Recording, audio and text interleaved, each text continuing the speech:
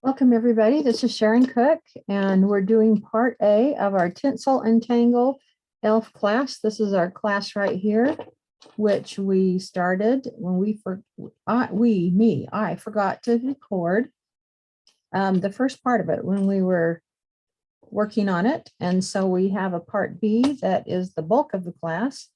And this part is part A, and we'll go over a lot of the faces and a lot of the initial shading and highlighting on it. And so since I already had most of it completed on our part B class, this is where we got to, I just decided to do the catch-up part on a piece of cardstock because the only thing we're going to be focusing on that is just the faces. I can see it trying to auto zoom there. So that's how far we got at the end of class. It looks great. And we talked about other steps along the way. So here we go. It's going to be fun. And this is a really fun class. Maybe if I turn it, you can see some of the glitter varnish. We talked about this glitter varnish at the end, which you'll want to stay tuned for. It shows a little bit. It's so fun. Okay, I want to talk to you about dry brushing and stenciling techniques first. I usually do this at the beginning of my class, and those who have taken from me before understand why I like these, but these are the types of brushes that I like to use, and we're going to start out with these. Let me explain why I like these. These don't necessarily look the same, right? These in this hand are completely round and they're fairly thick, and their bristles are white and they're quite stiff. Notice that they have a dome shape, a dome across the top this way. They're longer in the middle than they are on the sides, and they're very, very tightly packed. These are great for a lot of reasons. And then I like these for, believe it or not, similar reasons, even though they look quite different. Now, these kind of brushes, this one in the middle is my very favorite of all time. It's made by Lowell Cornell, and they are not around anymore. So if you ever see any of these on eBay, they're called crescent brushes. Snag them, you'll never be sad that you did. This one was very similar by Artist Club, who is also no longer in business, but you can see that it's the same shape. This one is by Dynasty. It's called a Mezzaluna, and this one's readily available in several places, anywhere that sells Dynasty brushes and the Brush Guys. So all of them, the things they have in common is that their bristles are fairly stiff. You can see, even though they're different colored, they're all domed across the top. And if you turn them all sideways, they're all domed in this direction. The reason why that is important is because we're going to use them in a pouncing and or dry brushing way, just the same that we would be using these in a pouncing or dry brushing way. When we load paint into these kind of brushes onto anything that has a dome surface, you're going to put paint right on the very tip or on the end. So you're not going to cover this whole thing with paint. And then you're going to start, pretend like my hand was a piece of paper or your surface. I'll turn it sideways for the purpose of the camera so that you can see. Once you start hitting your paint, your brush that's had paint on it, onto the surface, you can see that the longest bristles are the first things that hit. The more pressure you apply, then the shorter cut bristles on the sides will actually hit the surface and splay out a little bit. And it will give your painting a much softer appearance because not all the bristles are hitting at the same time. And these on the outside edges are hitting with less force, and it will give a feathery, more airy look. The same thing applies to brushes like this shape. You're hitting them whether they're shaped round or shaped skinny like this. The same thing's happening. The longest bristles are hitting first, and the short ones on the sides are hitting last, which are what gives you that soft, fluffy look, for lack of a better word, in your stenciling and brushing. They're just a delight, and we'll be using those today in class. Okay, so I've got my handy duty Lowell Cornell brush, and you'll have your equivalent brush, whatever it is that you like to choose. And we're going to be working here on the face and the skin, right here, the hands and everything. And since this is cardstock, I can still see my lines underneath there fairly easily. I have to base coat my eyes in. I forgot to do that. We'll do that in just a second. Sorry, you'll have to watch me do that. Okay, So we're going to put a little bit of warm beige on our palette. I like to use a bubble palette, but you're welcome to use any kind of surface that, any other kind of palette paper or whatever you choose. And I'm going to show you what we're going to do with these brushes that keep our paint light and airy. The first thing you're going to do is let's talk paper towels so that you understand in my method of painting, my preferences. This paper towel is by Viva, and I'm kind of holding it at an angle, maybe, so hopefully you can see, yeah, there we go, the focus. The texture of it is pretty soft and cottony and not very bumpy on the outside, which is, and it's very, very absorbent. I love this for, you know, putting your brush on there and absorbing water. So this is what I use for all of my floats. This particular brand of paper towel is Viva, but any other kind of maybe less expensive, even Dollar Tree paper towels are kind of like this, meaning they have kind of a rough texture. You can see it slightly in the camera. And when I'm using a dry brush technique, I'm going to be going to these rough textured paper towels and scrubbing some of the color off. So the texture is very helpful. I use 2 different paper towels for this kind of reason. Okay, we're going to start dry brushing. I put some warm beige out on my palette, and I'm going to dip just the ends of the brush. See how I haven't put very much paint on there? And the first thing I'm going to do is go to this paper towel, this Bounty paper towel that's got some texture to it. I'm going to start pouncing out some of that excess paint and kind of wiping it off. Now, since this brush is dry, completely dry, and by the way, this technique should always be done with dry brushes, never with any water in your brush, or you will never be able to achieve the effect that you need to get. So I'm kind of dipping it in, pounce it on the paper towel, and then I kind of start to swirl to take out some of the excess paint. Now, what you'll notice is, of course, the first time I put it down there, the paint's heavy. The more I swirl and move, I've gone from here to here to here to here. You can see how the paint lightens up. And what you want to do when you start to dry brush some of these features on our people, you want to get the brush, the paint coming from the brush, very, very light and airy so that you can see a lot of the background through it, about like that. When it gets to be about that intensity, then that's the perfect time to go ahead and bring it to your project. So we're going to start with the noses. We want to get some of this highlight color scrubbed into their noses. And so start with light pressure when you first put your brush down, because you're not totally sure how much paint you have in there. And this is pretty dry. I took quite a bit out on my paper towel, so I'm getting kind of down to scrubbing. And so we've got a little paint deposited there.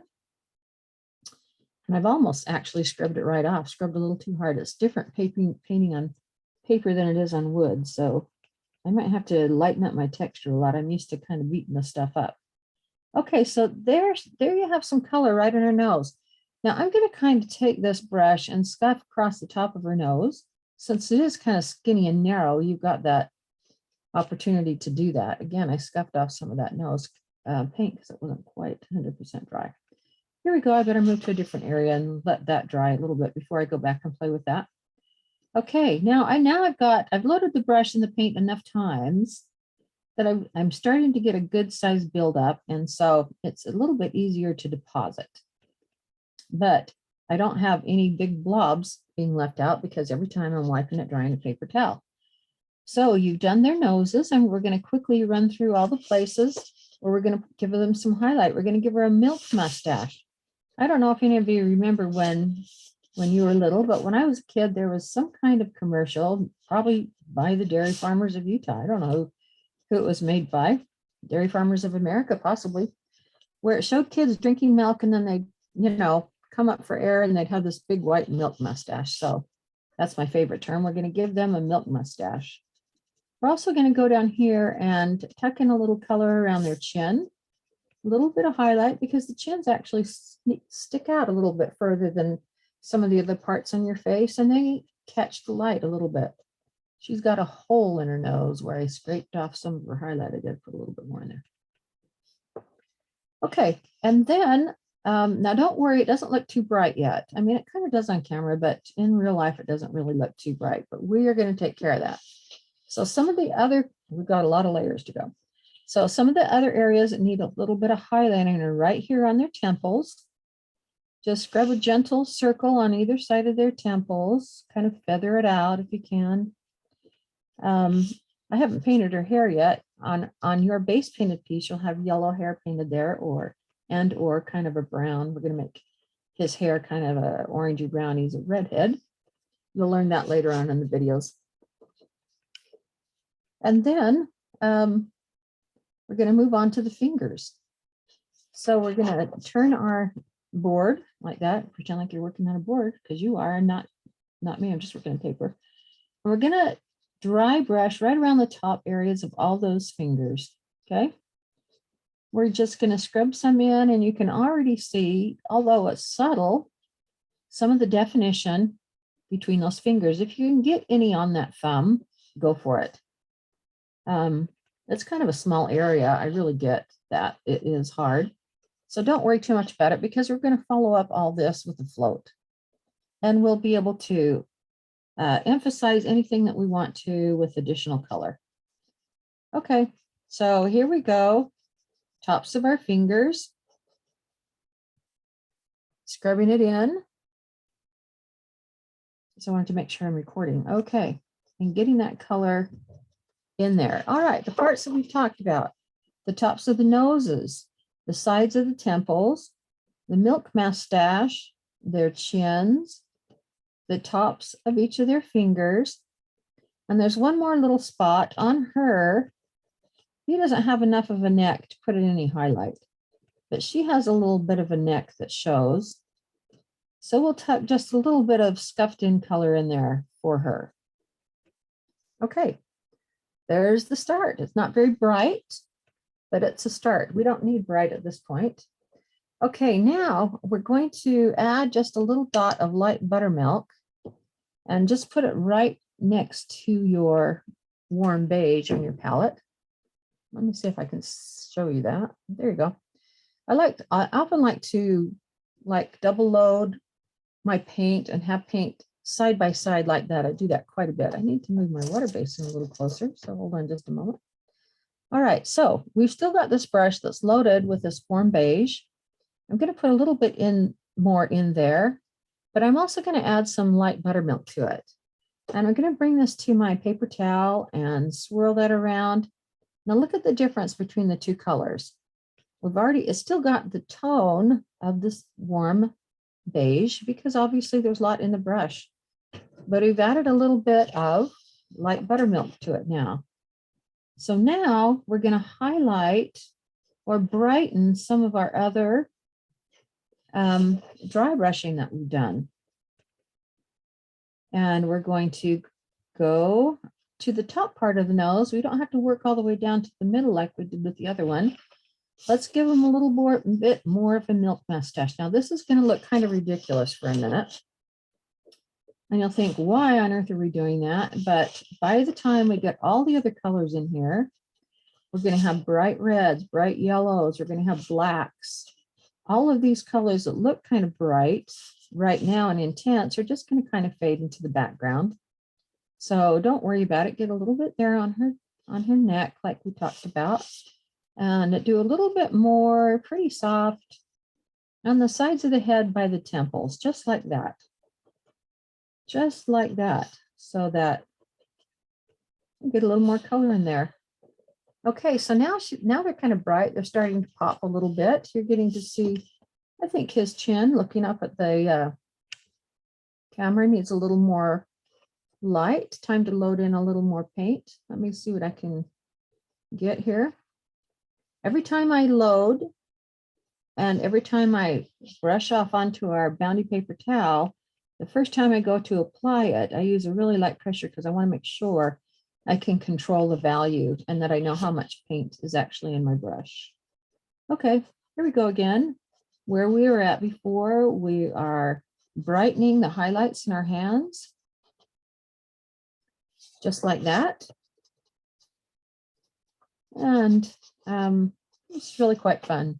And it's pretty relaxing too, if you just take your time and sit back and relax. I guess that's the beauty of watching a recorded class by Zoom, right? You can do it on your own time. So that's why I wanted you to have everything that you need in this recorded class. Okay, now it's looking quite bright. Okay, I'm going to keep this brush and I'm just going to set it aside because we're going to use it again in just a minute for some of the shading.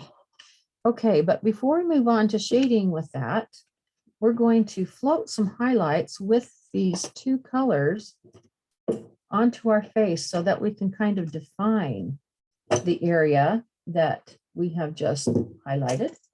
So I'm going to pull out my favorite brush. I like to use angle brushes. I like this 1/2 inch angle.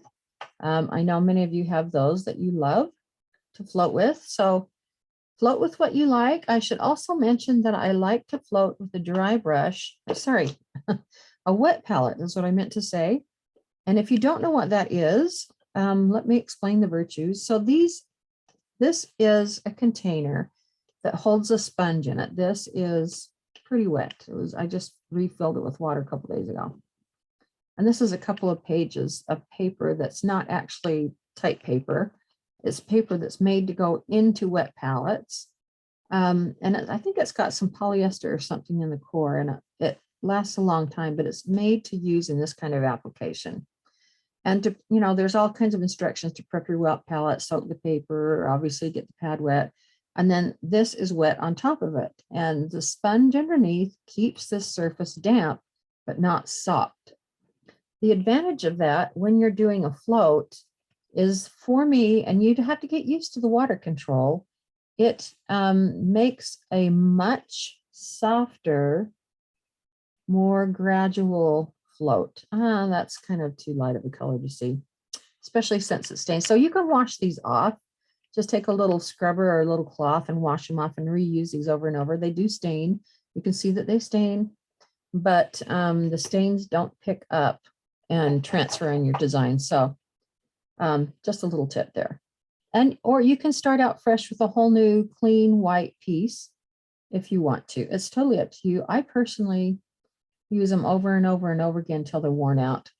Okay, so I've got a double load in my brush of these two colors, and we're going to brighten or strengthen some of our highlights that we just did. So we're going to float across the top of this nose with that double load mixture. And now I can really see shape and definition. Now, let me tell you another little favorite tool of mine. You probably have these up in your cupboard. Some people call these Q-tips, but in my world, I call them a paint eraser. Let me tell you why.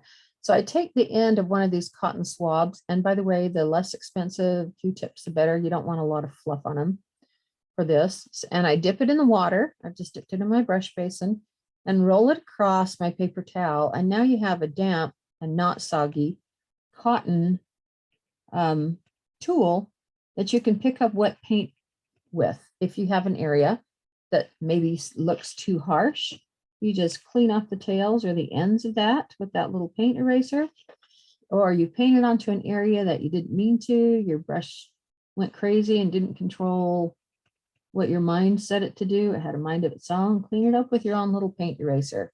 That's okay for me, but just to demonstrate, let me show you.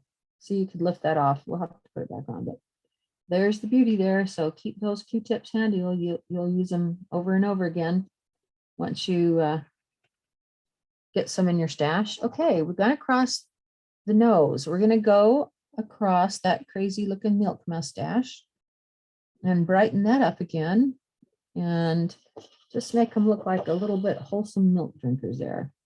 Now I'm going to start up by that smile line, but I'm probably going to take a bit of that off with my paint eraser. I don't want it definitely that bright right up there, because we'll eventually be doing some cheeks over that. So here's a perfect thing. I'm just going to use my paint eraser and wipe some of it off at an angle, just like that. Okay, now I'm going to do the same thing on her. I still have enough paint in my brush, only she's got some lips. So let's go up and down and around her lips and take that back up. Now my paint is pretty thin here. I'm probably not going to have to taper off too much because I have less paint in my brush. Maybe a little right here on the end. Okay, so they've got milk mustaches. They've got bright, happy noses. Let's get a little bit of this color on their chins. And you don't want to go too far, but maybe like where their clothes stop and start. Just let's make that a little brighter right there. This is a great place to also taper on and off if you are challenged by having start-stop issues with your brushes. This is my personal preference. I know you like to float with what you love, but this is one of the exact reasons why I switched to angular brushes. I used to use flat brushes all the time, but I have more control on this kind of thing and I can get in tighter places. So that is my preference. If you haven't tried angular brushes, invest in one. I'd probably start out with a 1/2 inch. If you love it, buy a 3/4 inch, believe it or not, or a 5/8 inch if you can find it. And then I never float with anything much smaller than that, except for a very nifty 1/8 inch, believe it or not, brush by Chris Hoy, which is an angular brush, which you can get at Cupboard Distributing, because I can get in really tight, tiny places with this. But for almost everything, I use my 1/2 inch or 3/4 inch. Okay, I get diverted, but I keep thinking of these tips that might be helpful to you. So we're going to highlight the tips of our thumb and fingers. So we're still with this mix, this double load mix that we're using. We'll do our thumbs just like that. And we'll go across the top of each of the fingers. Just like that. And it is starting to show a bit more separation. I can see that. And that's what we want. We're going to have some other colors going on here too, but this is perfect for starters. So there we go. Just like that. All right, here we go across the top of this one. Same thing. Just exactly what we did before. And we've got a pretty thin float. I don't have the paint really heavy. I never did load on too much in my brush in the first place, so that I don't have to worry about getting too much on there. There you go. You can see it a little bit better, a little stronger now. Okay, so that's what we've got there. Pretty easy. They look kind of goofy for a minute, but they get better as they go along. Let me take, well, we don't have to do that. It's okay, because we'll do the eyes in the next video. Well, it'll probably help you visually. Let me just base in these eyes really quick, just because I forgot to do it before I started this. And I think it will help you see where the eyelids are, because we're going to float the eyelids too. So thank you for being patient. I'll try to fill in these eyes. I went a little onto the nose. Paint eraser. I'm not going to attempt to fill these in completely opaquely. That's not important to what I need to show you here. But we are going to do the eyelid. And if I paint the eye here, I think you'll be able to see the eyelid a little more clearly. So you are all such good sports watching me base paint. And now when I'm painting the eyes, I'm just doing the whole eye. I'm not worried about the pupil. At this point, I'm not worried about the iris. I'm just getting the white in there. And then you'll be able to see the eyelid. Because right now, in just 1 second, as soon as these eyes are based, we're going to do the eyelids, and you'll see what I mean. And I hope this is a project that you'll really enjoy. It looks really fun inside of a wreath. you know, with a great big bow off to the side or hanging down below. It also looks great. It's big enough that you can actually put it on your door like a door greeting. Or if you have a tall tree, you could nestle it in the bottom branches of your tree towards the front, and it would be there just all perfect waiting for Santa's gifts. Anyway, whatever. I know you're extremely creative, which is why you're here, which is why you're painters. So you'll think of something fun to do with this project. The other thing, when I was teaching the class and we talked about our little chunky tag, which you have like this, you'll see in the next video. I put on mine to and from Santa because you could fill it in, you know, with any name you wanted. And then on the other side, we have this cute little Christmas tree that is just very simple, basic painted, highlight shaded. And you can see, maybe you can see the glitter on it in there. But what if we didn't put that on it? What if you put naughty, nice, naughty, nice? And you could flip that around and have that be for, you know, whoever you wanted. Or if you've got kids or grandkids and they're being naughty, turn over the naughty tag. Anyway, it's just an idea. But then Santa doesn't bring presents to naughty kids. So that's up to you. It was just a fun thought. Just another option. Okay, now you can see their eyes and their eyelids. We needed to see their eyelids up above because right now we're going to do a reverse float on their eyelids with these same colors that we have there, the warm beige and the light buttermilk. Okay, you're going to get a little of both on your brush, just like normal, just like you normally do. And I want you to get that all ready to go. And if anyone hasn't done a reverse float before, you want to watch this super carefully. Okay, first off, you're going to want to determine where the center of your eyelids are. So if you notice in my design, this eye is tipping off this way, and this eye is tipping off this way. Same thing with him. My eyes usually just don't go straight up and down, they tip off to the sides. So like right about here and right about here, you need to visually determine where the center of those eyelids are. And that is where you're going to place your first float of these two blended colors right here, where it seems like the center of your eyelid is, and you're going to walk it out just a little bit. To do that, you're going to start your first float, and then you're just going to move it out and kind of smooth it out. And then you have to do this before this dries, and it dries quicker on paper than wood. Flip it over and float again. So your two floats with the pink colors are next door neighbors. They're back to back. So you're reversing and floating in the same area. That's why it's called a reverse float. Now, the reason why you want to do this in the middle of their eyelids is because an eye is a round shape. And you want the part that's the closest to you, i.e. the center of the eye, to look the highest. So we reverse floated it. And then later on when we shade, we're going to bring some darker color into the corner of those eyelids. And that makes the eyelid look a lot more rounded. Now this is underneath lashes, but you can kind of see what I mean. This one, from the part that recorded, we've got the highlighting here, and then we added the shading on the side. And you can see how that makes a difference. Okay, I've got to do his. Let me get a little color on my brush. And we'll do his reverse float.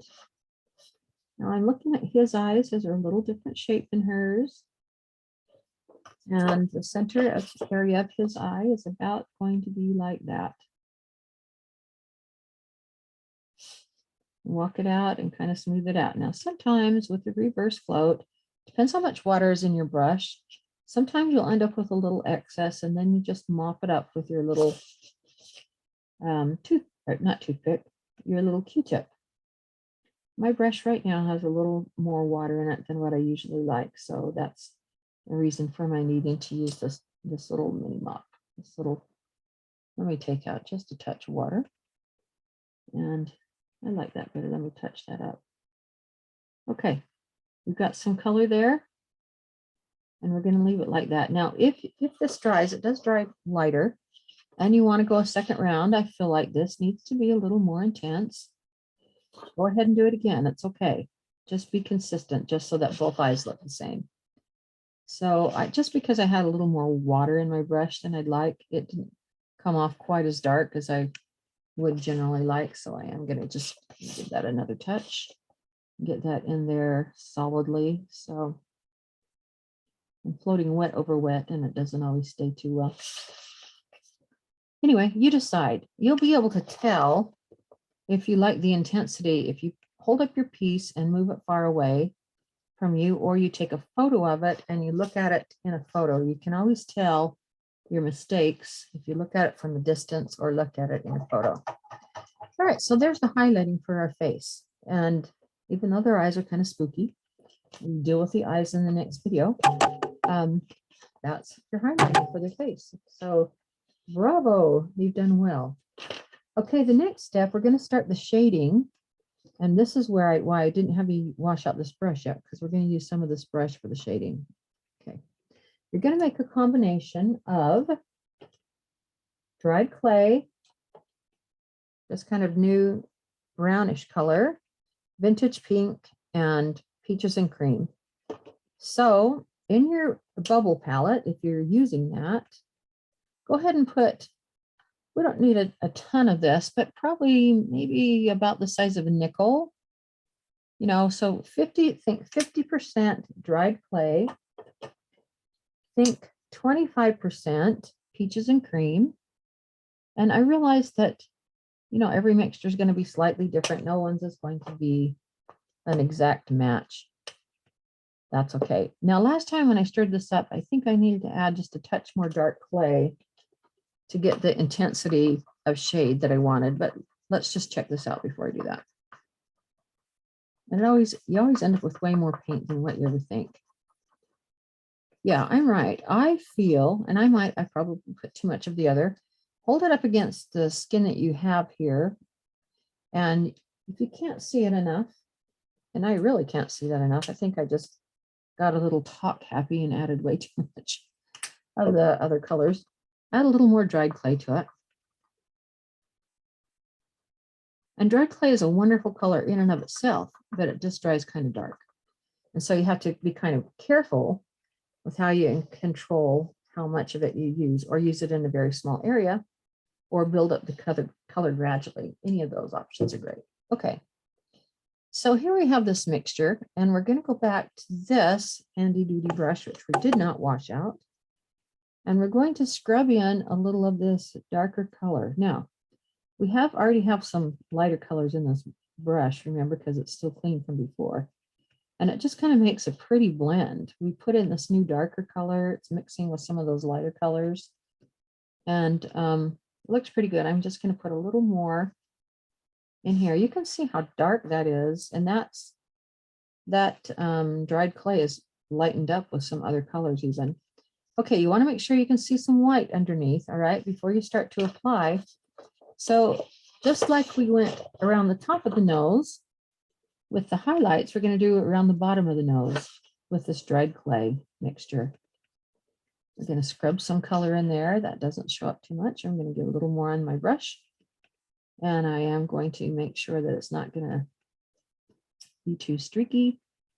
And by stroking it across my paper towel fully.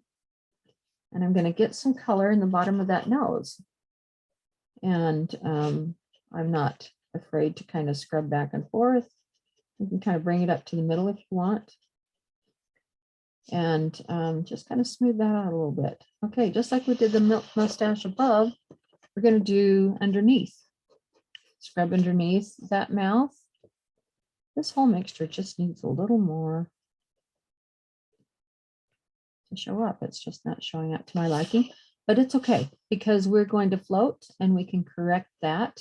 We will correct that and define it and make it darker. Okay, I want you to go underneath their chins. He doesn't have very much space. So get there and kind of tiny. Don't worry about it. We're going to float. Just sharpen it up. I want you to go underneath their hat band and kind of around their hair, against their hair. And that's not going to be real exact. And I want you to go here on their face, on the bottom sides of their face. You can barely see it in the camera, but it is there. And once we start to float, it will become a stronger definition. And you'll be able to see that even further. Okay. There we go. So I did not go around the bottom of his mouth, but I will. And I did go around hers, so that's good. Okay, now this, our whole face has got kind of a color and they look kind of a mess. Never fear. We're not done yet. And we're gonna go around their eyes and the bottom of their fingers. Well, I've got their fingers up here. Let's do the bottom of their fingers. There you go. There you go. And if you can get any on the thumb, I don't think you can, the brush is too big, but we'll pick it up with the shading. Okay, now we're starting to see some separation in their fingers, right? They're highlighted, they're shaded, and the color's going in here now. Get a little bit more on here.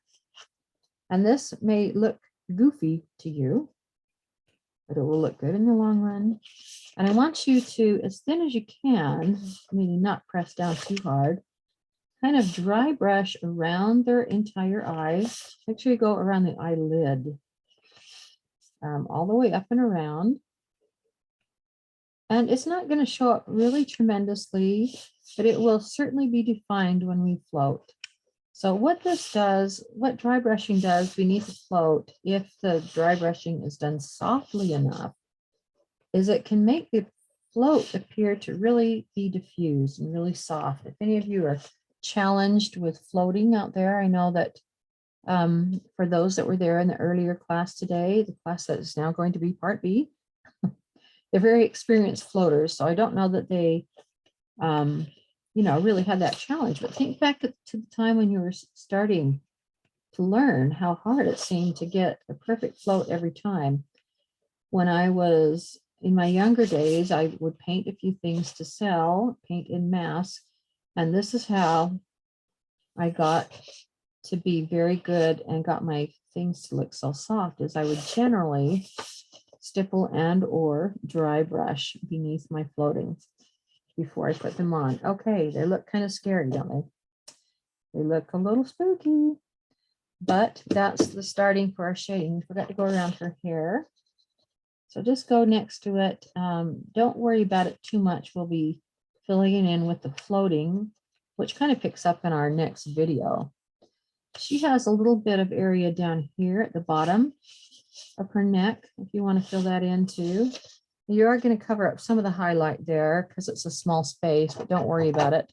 Go ahead and rinse out this brush now. We're going to set that aside.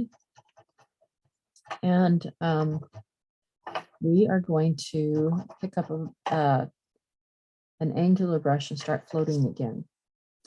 Okay, we're still using this color. Now the better definition starts. Now I am going to add a drop of dried clay right up here by the side of it, so that if I feel an area needs to be darkened, can you see that right there? Then I'm going to draw from both this and that, but I won't know for sure until I put it on, and we'll see. And I didn't do that in the last video, probably because my concentration of dried clay was higher than this is right here. Okay, so just like we did with the top of their noses, we're going to float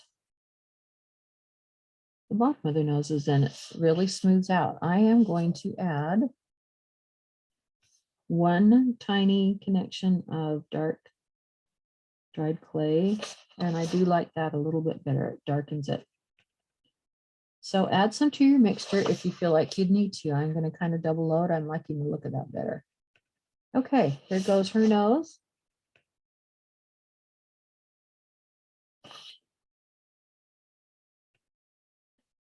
And they've got some definition.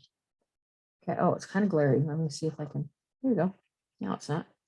Okay, now I want you to float below their mouths, opposite of the milk mustache. You're going to float their smile lines like this. And you're going to get that darkened. Now, all of a sudden, their mouths are starting to pop. You can see some more texture.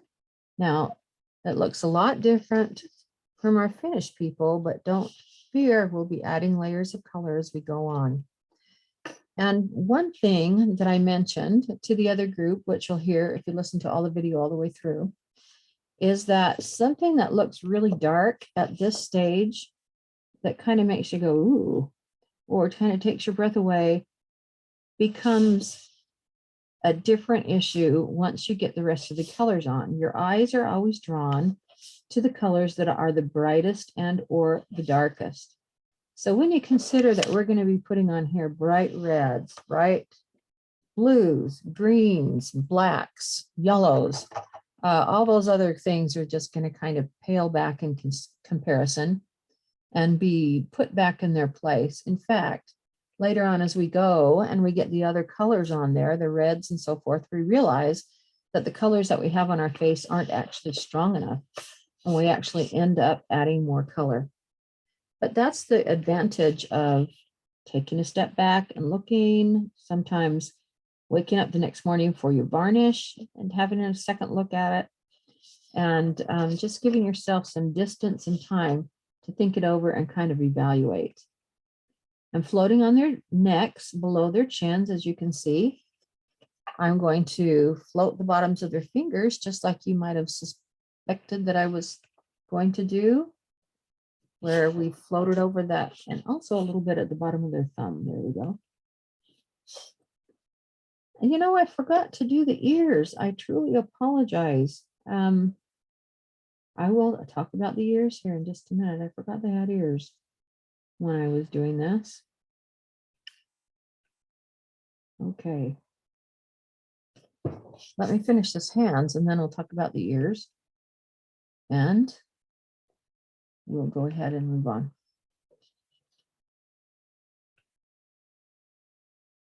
Okay, there's the fingers. One more to go and a thumb. Okay, we'll go around the eyes in just a minute.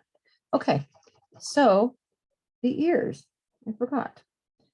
On their ears, her ear overlaps his. And yeah, his nestles under hers. And the ears have a little part here where they fold over, and they've got kind of these two areas in their inner ear, which we'll deal with. We didn't do much with this part that folded over in our earlier class, and I actually forgot to mention that. So I'm going to show you how to highlight these and shade these as though they were already painted the base color, which they weren't. I apologize about that. Let's go back to our highlight color for a minute. You would have dry brushed that at the same time as you would have dry brushed the other highlight colors. And then you would float over that so that they were highlighted. Okay, so you put some color in there along the top parts of their ears for a highlight. Let me bring that back in here. And hers. And his is highlighted also, but his is also going to be shaded more at the top because it does nestle behind her ear. This is not really such a bad idea, floating on white paper, because you can actually see a little bit more of the floats and so forth. Okay, so there's that. That's your highlight on your ears. Okay, now you would have dry brushed the bottom of their ears, just like the other stuff when we dry brushed it. So to shade, pretend like it's already dry brushed. You're going to do the same thing. Whoops, I just blended in the wrong spot. You're going to do the same thing. You're going to shade the bottoms of the ears and get some of that dark color in the bottom. Now we're going to come back in a minute and shade on the ears against their head to kind of set them back behind their head.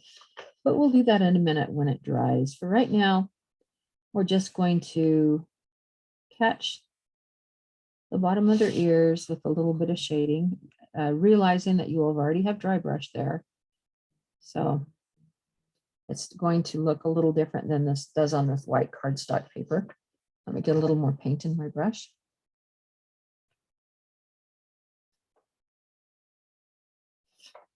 Okay, here we go.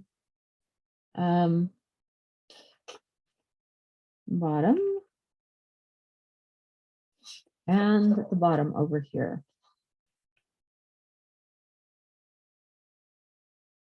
Okay, all right, so that's about it with that. Now we're going to do some on the insides of the ear too, but we won't worry about it quite yet.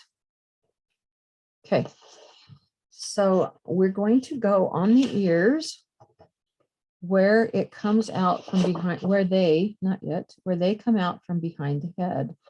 And it doesn't need to be very wide. This can just be a little thin. We're just going to get some of that just to recess it in the background.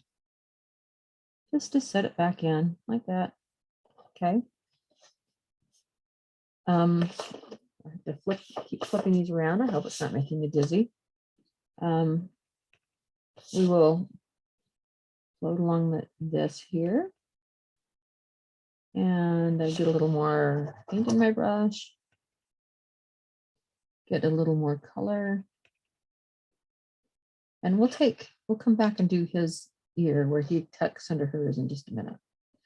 For right now, we'll just float this ear against his hat and hers, because hers varies under that hat slightly.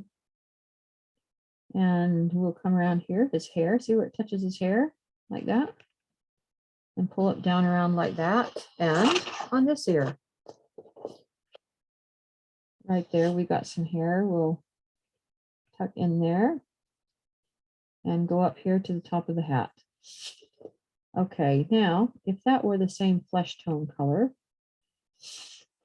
which it's white, so it doesn't show up quite the same, it will set it back in and look further away. Now, this little ear, since that is tucked under hers, that one ear is tucked under hers, we're just going to give it a little bit of a skinny touch right here. We want hers to show up more than his, and her highlight is going to show up more because it rests on top. Okay, that's the ears. Okay, now we're going to go around the eyes and around the nose. So we already floated, we already dry brushed, and now we're going to strengthen that a great deal by floating all around the eyes and around the bottom of the nose. Okay, I've added a little more dried clay to my mixture, and I think I'm enjoying it more. It seems to pop more. And this is going to have some eyelashes covering it up, so it'll be okay. And we're going to put some red in here and some scarlet in here, and all those colors will really make a difference. Whoops. Okay, so let's get some more of this going on. All the way around the nose, all the way around the eyes. And then we can't forget about the eyelids. Remember, I told you a few minutes ago that we're going to shade in the very corners of those eyelids so they look more rounded.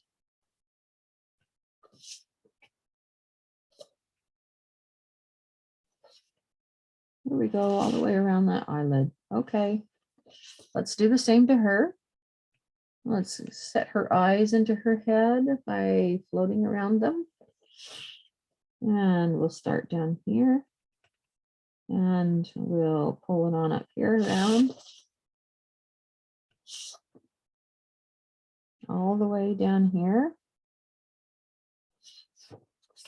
And all the way around the nose.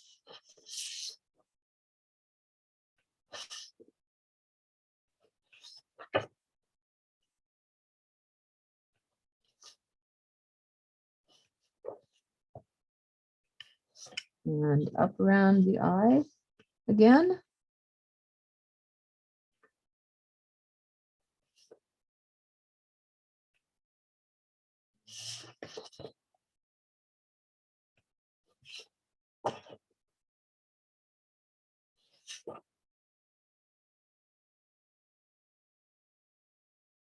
Okay, there you have your eyes. Now I did go a little bit into that white area, so I will paint eraser that out.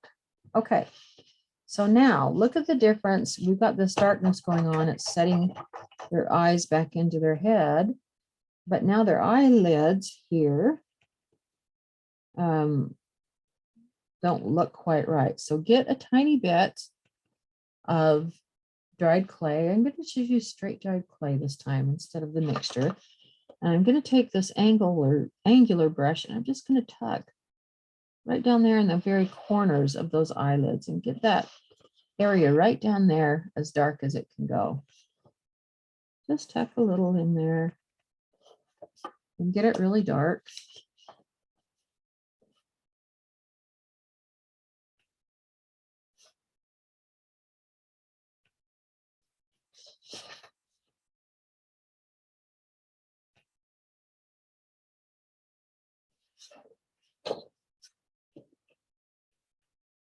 There we go.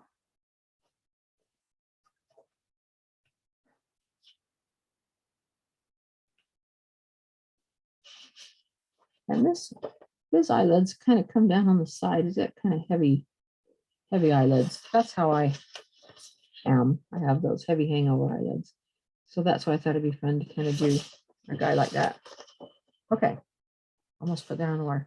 All right, so we've got the features of their face highlighted and shaded. We've got their hands shaded. The next thing that we'll do is they're going to shade on their face, underneath their hat lines, and around their hair.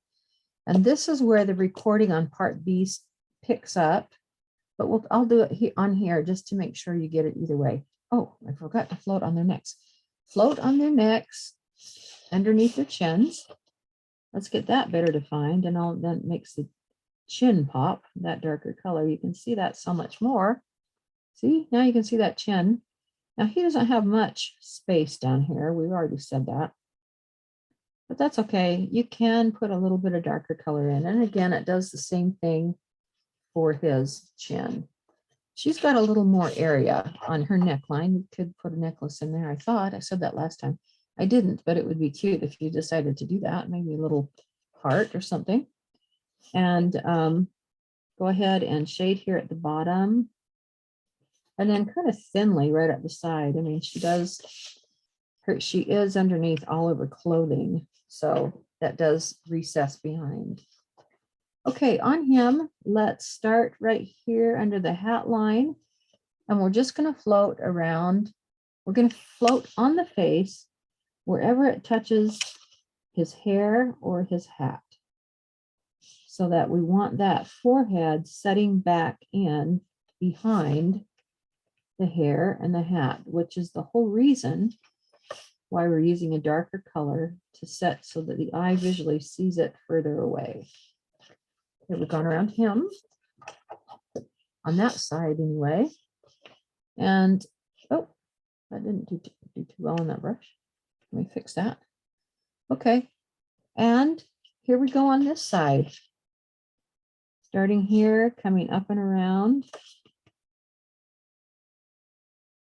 And bringing that all the way around to where we were before.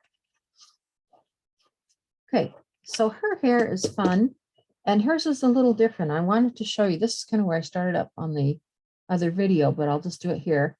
One of the reasons why I love angular brushes is because you can use that tip or that point to get into those tight little areas. So you're thinking, well, how am I going to do a whole float in there because this brush is wide? You turn it sideways and you start with the tip in those very small areas. And then as you get wider, you can pull out. So start with the tips here, pull it out wider, and just go to the end of the point of her hair. Pull it out wider. And just right here. Now you don't need to keep going because she runs into her chin. And then where it comes out here on the ends, you can just kind of bring it around. So let's go up here and do her hairline up here. Get her all shady. We'll start up here by her bangs because this is kind of a straight shot right down here. That one's not too hard. And we'll pick up and meet right where we left that one off. And don't forget to do her little bangs. So I just went in with a little V and pulled down on each one of these little V's. and pulled it in and out with the point of this, of the chisel of this angular brush, this pointed end. I'm not sure exactly what you want to call it. The pointy end, that works for me because I know what that means. And we've got some shading behind there. Now I'm going to turn her face over because it's kind of opposite. One of my students earlier today, it was Linda, our lovely Linda is left-handed. So for her, this seemed more natural to her. So you're just going to go in with the point, tuck in the color, pull it around like this. And we had Sandy with us today, and Sandy had a special visitor, her cat. We couldn't see Sandy's video, but she could see us. So she sent us a text of a picture with, I think it's Mr. M, which just cracked me up. She says, I think I'm in trouble. And there is Mr. M. Sandy, I hope I'm saying that right. Draped over her arm, like frozen in space, so that he could be the center frame of attention. It was just kind of hilarious. Okay, this is where we left off in the video. So we're going to stop this part A of the recording, and you'll receive two YouTube links, part A and a part B. Now on the recording, when you start listening to part B, the first couple minutes of it, we're having technical trouble getting connected. So there was a certain point at 5 minutes and 37 seconds into it that I paused the recording. We got our issues worked out, and then I started teaching, and that's where I forgot to turn on our recording again. And actually it was a few minutes into it, and then it wasn't until later on that I remembered that we weren't recording. So anyway, the point is, on part B, go to 5.37, and that's where the next steps will pick up. And so this should bring you up to date, and it's been a really fun class. Thank you so much for signing up, and I love teaching. So we'll talk to you later.